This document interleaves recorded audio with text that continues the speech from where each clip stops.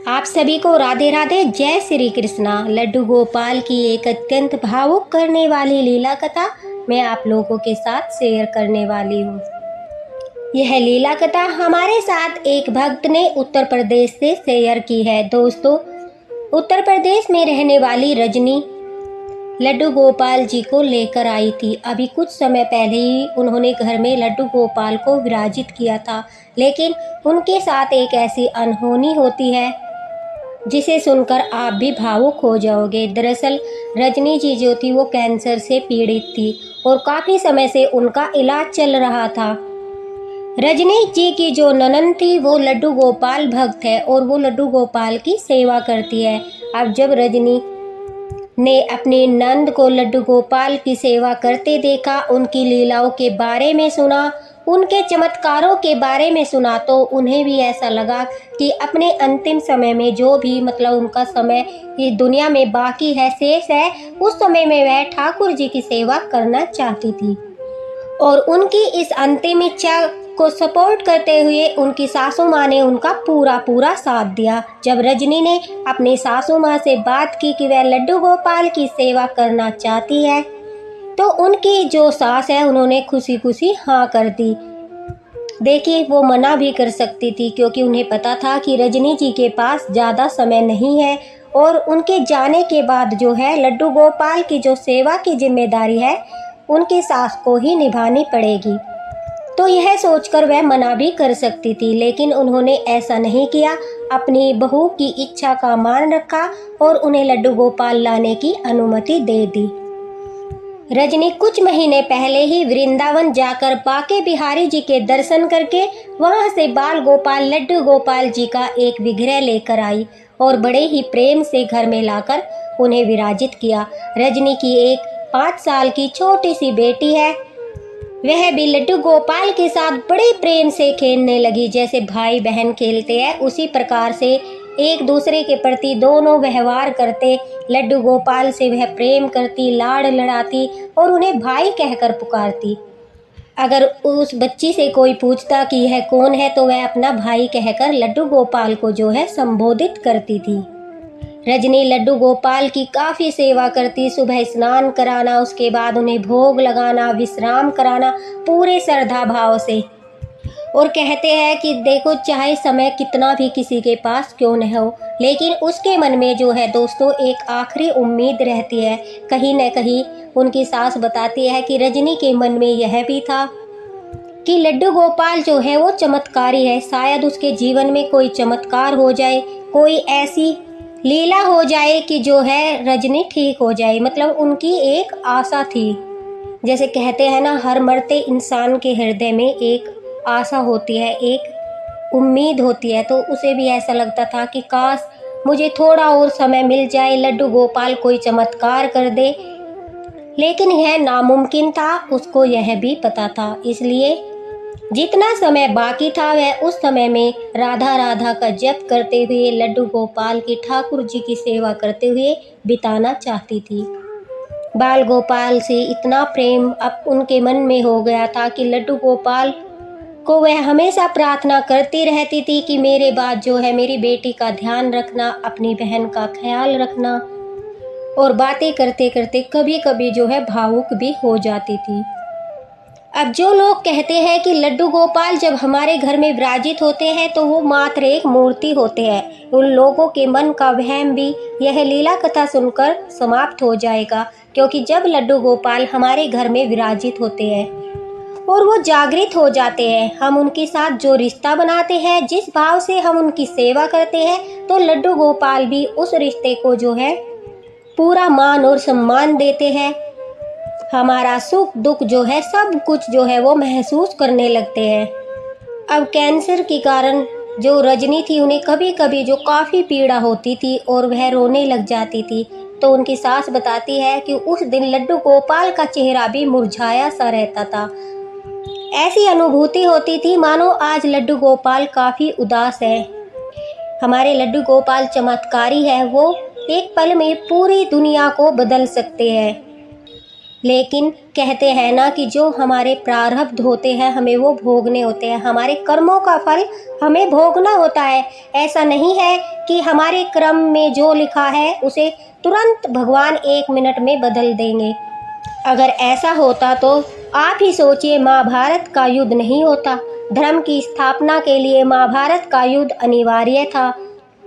उसमें श्री कृष्ण भगवान ने अर्जुन को जो गीता उपदेश दिए उनमें यही बताया कि हमारा जीवन जो है वो हमारे कर्मों पर आधारित होता है। जैसा हम कर्म करते हैं उसी के अनुसार हमें फल मिलता है।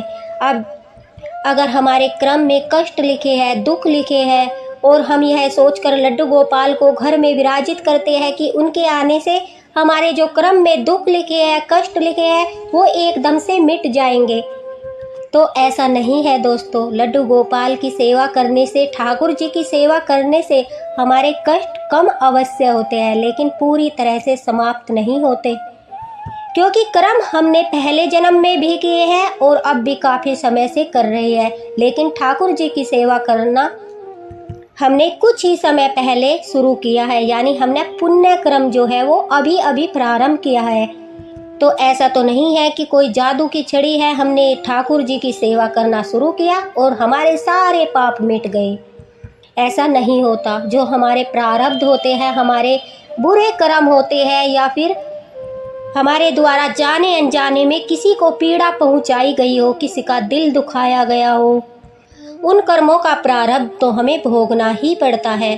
ठाकुर जी की सेवा करने से हमारे कष्टों का जो भार है वो थोड़ा कम जरूर होता है। अब जो है रजनी जी के भाग्य में, उनके कर्म में मृत्यु लिखी थी। जितना समय उनका पृथ्वी पर लिखा था वह पूर्ण कर चुकी थी और अपने अंतिम समय में उन्होंने लड्डू गोपाल जी को विराजित किया, उनकी सेवा करना शुरू किया। लेकिन उन्हीं के घर के पास कुछ नास्तिक लोग थे जो उनका कहना था, देखो कहते हैं लड्डू गोपाल विराजित करने के बाद भाग्य बदल जाता है, और यह तो लड्डू गोपाल की सेवा करती थी, अभी लाकर घर में विराजित किया था, फिर अगर लड्डू गोपाल में इतनी अत्यधिक शक्ति है तो फिर अपने भक्त के प्राणों की रक्षा क्यों नहीं की। वह मूर्ख लोग यह नहीं जानते। अरे छोटे से नन्हे से लड्डू गोपाल हमारे ठाकुर जी तो अभी अभी घर में विराजित हुए हैं, और भक्त की जो है मृत्यु का दोष जो अनजान लोग, नास्तिक लोग लगा रहे हैं लड्डू गोपाल पर, उन्हें इस बात का ज्ञान नहीं है कि मृत्यु निश्चित होती है। जिसका जितना समय पृथ्वी पर लिखा गया है वह उतने समय तक ही जीवित रहता है। पृथ्वी पर जन्म लेने वाले हर एक प्राणी की मृत्यु निश्चित है। पृथ्वी पर जब भगवान आए तो उनकी भी मृत्यु हुई, उन्हें भी शरीर त्यागना पड़ा। फिर हम तो इंसान हैं, हम अमर थोड़ा ही ना हो जाएंगे। अब रजनी जी की मृत्यु होने के बाद जो है घर में सभी लोग आए। उनकी बेटी काफ़ी रो रही थी और रजनी की जो ननंद है वो लड्डू गोपाल की भक्त है, लड्डू गोपाल की सेवा के बारे में सब कुछ जानती है, तो उन्हें पता था कि अब कुछ दिनों तक जो है घर में लड्डू गोपाल की सेवा नहीं हो पाएगी। इस कारण से वह लड्डू गोपाल को अपने साथ ले गई और रजनी जी की सास यानी अपनी मम्मी से कहा कि जब तक कि घर में माहौल सही ना हो जाए तब तक लड्डू गोपाल की सेवा जो है मैं ही करूँगी, और जब सब ठीक हो जाएगा, धीरे धीरे नॉर्मल होने लगेगा, तो मैं लड्डू गोपाल को जो है वापस से आपके पास विराजित करके चली जाऊंगी। यह कहकर जो है रजनी जी की ननंद लड्डू गोपाल को अपने साथ अपने घर ले गई और अपने लड्डू गोपाल के साथ ही उनकी सेवा करने लगी।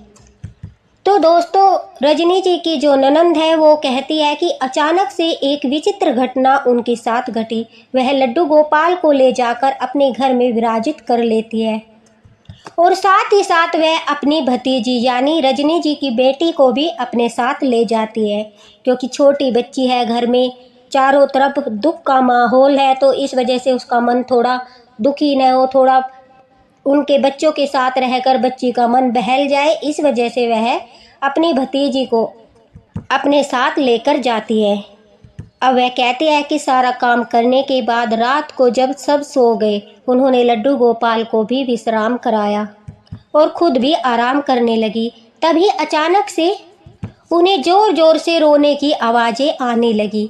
उन्हें लगा कि आज सारा दिन अपने घर पर थी, वहाँ पर सभी लोग जो है रो रहे थे, दुख का माहौल था चारों तरफ।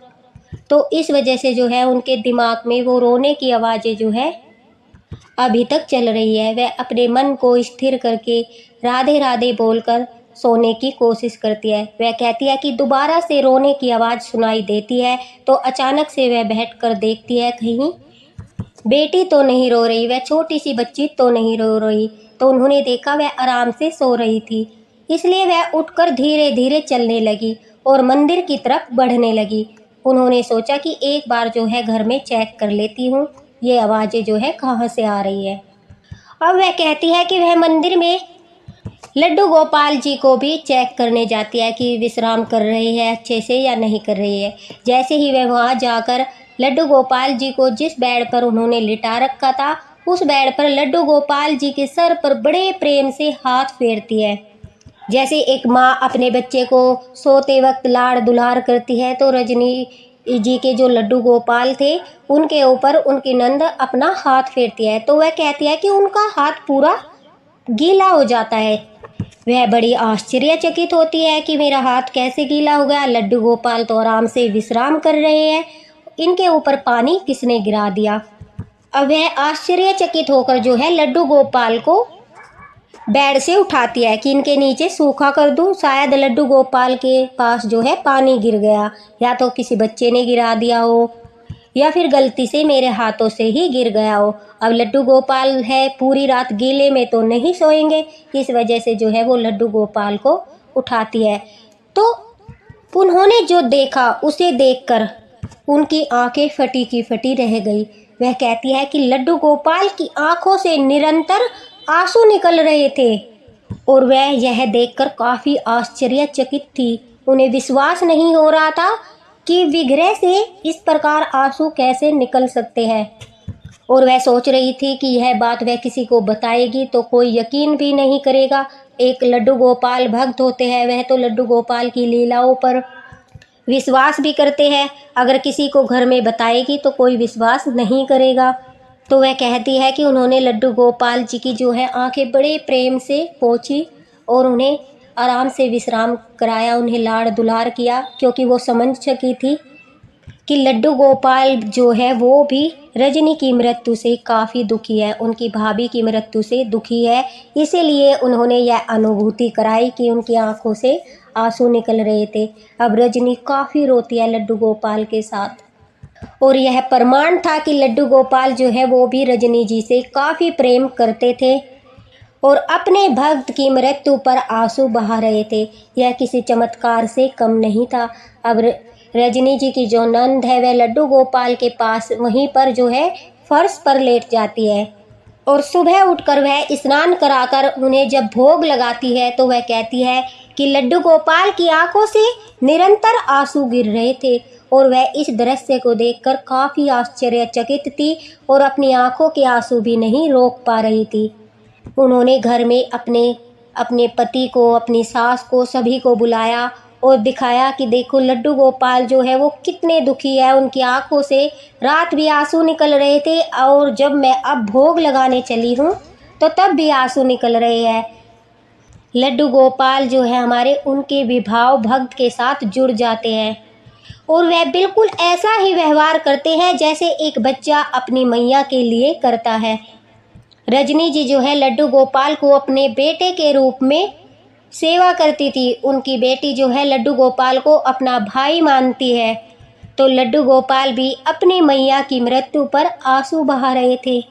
जो लोग कहते हैं ना लड्डू गोपाल के अंदर भाव नहीं होते, लड्डू गोपाल जी जो है वो मूर्ति है, वो कुछ महसूस नहीं कर सकते, लड्डू गोपाल जो है उनमें प्राण नहीं होते, तो यह उन लोगों को लड्डू गोपाल का प्रमाण है कि लड्डू गोपाल के अंदर भी भाव होते हैं, वो जागृत होते हैं अपने भक्त के प्रति, उनके मन में भी प्रेम और स्नेह भरा रहता है। रजनी की ननंद जो है वो लड्डू गोपाल को उनकी बेटी की गोदी में देती है और कहती है कि आप ही अब इसका ख्याल रखोगे, आप ही इसके जीवन में इसकी मैया बनकर इसके हर सुख दुख में इसका साथ दोगे। तो कहती है कि वह लड्डू गोपाल की आंखों में उसके बाद एक भी आंसू नहीं आया मानो जैसा एक बड़ा भाई अपनी छोटी बहन को संभालने के लिए, हिम्मत देने के लिए अपनी आंखों के आंसू रोक देता है, उसी तरह से जो है लड्डू गोपाल की आंखों से आंसू निकलना बंद हो गया और उसके बाद से एक भी आंसू लड्डू गोपाल की आंखों से नहीं निकला। अब यह सारी घटना उन्होंने अपनी माँ को बताई। उनकी माँ भी यह बात सुनकर भावुक हो गई, रोने लगी। उन्हें लगा मानो लड्डू गोपाल के अंदर जो है उनकी बहू के प्रति इतना प्रेम था, इतना भाव था कि उसकी मृत्यु पर उनकी आंखों से भी आंसू बह निकले। शायद लड्डू गोपाल बताना चाहते थे कि मैं अपने भक्तों की रक्षा करता हूँ, मैं अपने भक्तों के साथ उसी तरह से प्रेम करता हूँ जिस तरह से वो मुझे करते हैं, लेकिन जो भाग्य में लिखा है मृत्यु निश्चित है, उसे मैं भी नहीं टाल सकता। मैं अपने भक्तों को मार्ग अवश्य दिखाता हूँ, हर संकट में उनकी सहायता करता हूँ, उनके संकट में उनके आगे चलता हूँ, लेकिन जो प्रारब्ध होते हैं हर मनुष्य को वो भोगने ही पड़ते हैं। लड्डू गोपाल शायद बताना चाहते थे वह भी अपने भक्तों के लिए इतने ही दुखी होते हैं जितने भक्त उन्हें पाने के लिए होते हैं। रजनी जी की नंद कहती है कि हमने यह लड्डू गोपाल की लीला किसी के सामने नहीं बताई, क्योंकि कुछ लोग इसका उपहास करते, कुछ लोग विश्वास करते और कुछ लोग नहीं करते, और कुछ लोग इसे पाखंड बताकर हमारे लड्डू गोपाल का जो है अपमान करते। हमने यह लीला कथा किसी के सामने नहीं बताई और अपने प्राणों से प्रिय बाल गोपाल लड्डू गोपाल की जो है पूरे भक्ति भाव से सेवा करना शुरू कर दिया। अब उनकी ननंद ने जो है लड्डू गोपाल को वापस अपनी मम्मी को दे दिया था। अब उनकी मम्मी लड्डू गोपाल की सेवा कर रही थी और लड्डू गोपाल की कृपा। हमने काफ़ी लीला कथाओं में सुना है कि कुछ लोग की मानसिकता ऐसी होती है, जब लड्डू गोपाल घर में विराजित होते हैं और उन्हें विराजित करने के बाद घर में कोई बड़ा हादसा हो जाता है तो उनके मन में जो है विश्वास डगमगाने लगता है। लड्डू गोपाल जी के ऊपर से, ठाकुर जी के ऊपर से विश्वास उठने लगता है। उन्हें लगता है हम सेवा कर रहे हैं फिर भी हमारे साथ ऐसी दुर्घटना हो गई, इतना बुरा हो गया। लेकिन यहाँ पर ऐसा नहीं था। यहाँ पर पहले से ही पता था कि जो रजनी जी है उनके पास समय काफ़ी कम है और वह अंतिम समय में ठाकुर जी की सेवा करना चाहती है। बड़ा ही पुण्य भाव था उनका कि वह आखिरी समय में जो है ठाकुर जी की सेवा करना चाहती थी और परिवार वालों ने भी उनका पूरा साथ दिया।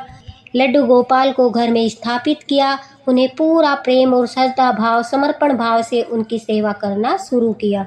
और रजनी जी के जाने के बाद भी लड्डू गोपाल को पूरी श्रद्धा भाव से दोबारा से घर में विराजित किया गया और उनकी सेवा जो है शुरू की गई।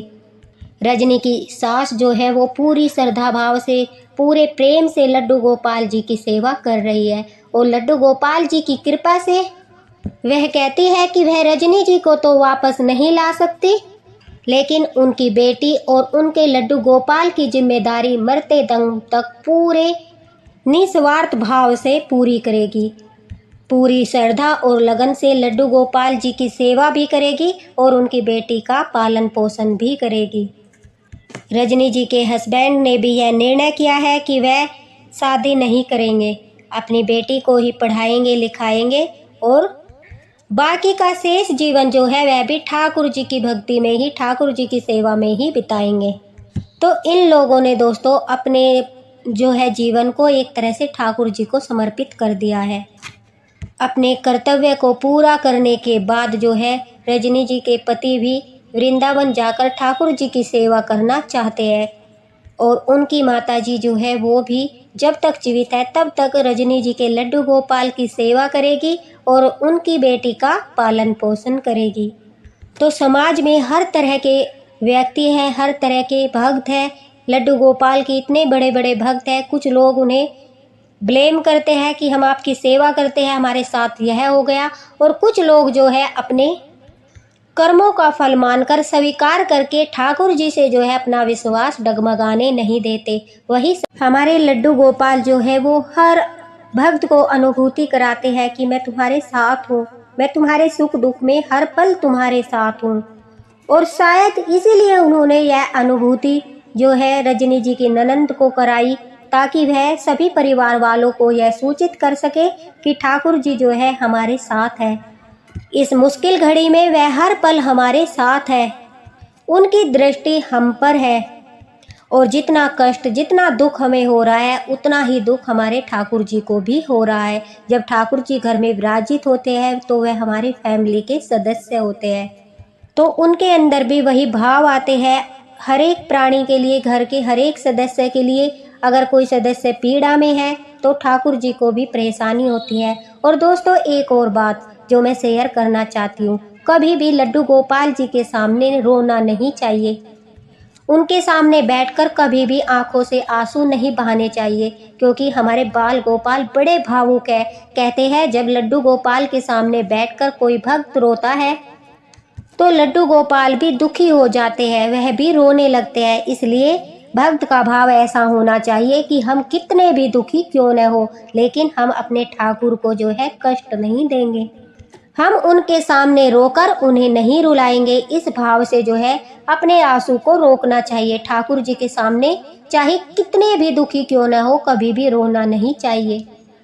वह अंतर्यामी है, वह सब जानते हैं, हमारे सुख दुख सब जानते हैं। अगर हम इस भाव से उनके सामने बैठते हैं कि हमें रोना नहीं है और हम काफ़ी दुखी है, तो वह समझ जाते हैं और हमारे संकट को दूर करते हैं, हमारे कष्टों को हल्का करने में सहायता करते हैं। अगर हम उनके सामने रोते हैं तो कहते हैं उनकी जो पॉजिटिव एनर्जी है उस पर भी विपरीत प्रभाव पड़ता है। इसलिए ठाकुर जी के सामने बैठकर रोना नहीं चाहिए, अपने मंदिर में बैठकर कभी भी रोना नहीं चाहिए।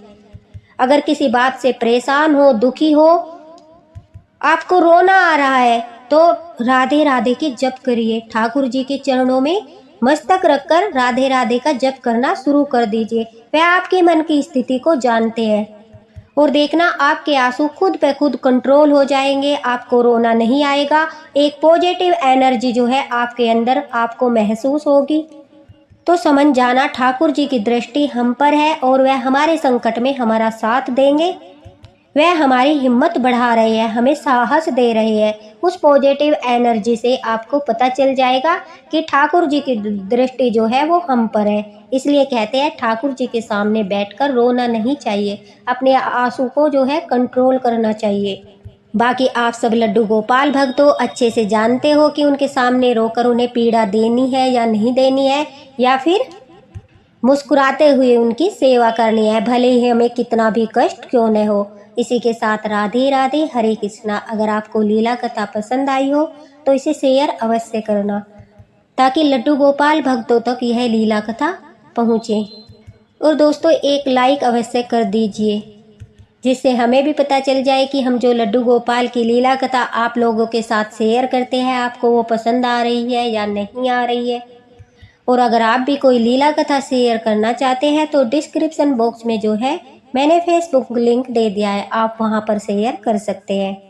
इसी के साथ राधे राधे, हरे कृष्णा। लड्डू गोपाल की ठाकुर जी की कृपा आप पर हमेशा बनी रहे।